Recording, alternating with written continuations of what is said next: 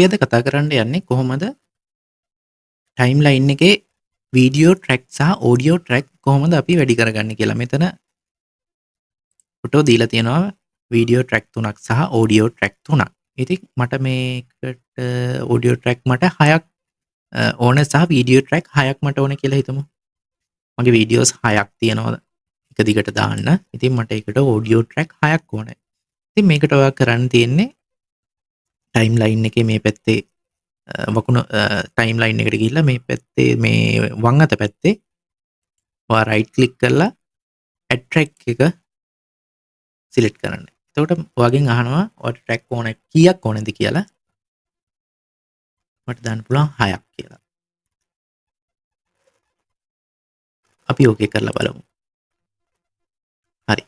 ඔයාට මෙන්න මේ විදිහට ඕඩියෝ ට්‍රැක් තව 6ක් ඔයාලට පෙන්නනවා. එතකොට වීඩියෝ ට්‍රැක් 9ක් පෙන්නනවා.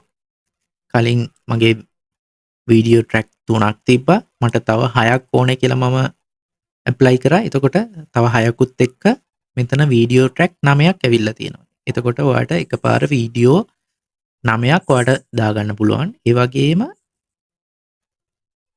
ඕඩියෝ ට්‍රැක් 4යි තියෙන්නේ.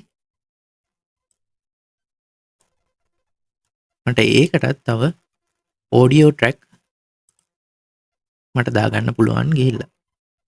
හරි. ඕඩියෝ ට්‍රැකුත් මට ඇඩ් කරගන්න පුළුවන් එතෙන්ට ගිහිල්ලා. ඕඩියෝ ට්‍රැකුයි වීඩියෝ ට්‍රැකුයි අවශ්‍ය ප්‍රමාණයට ඇප්ලයි කරගන්න පුළුවන්.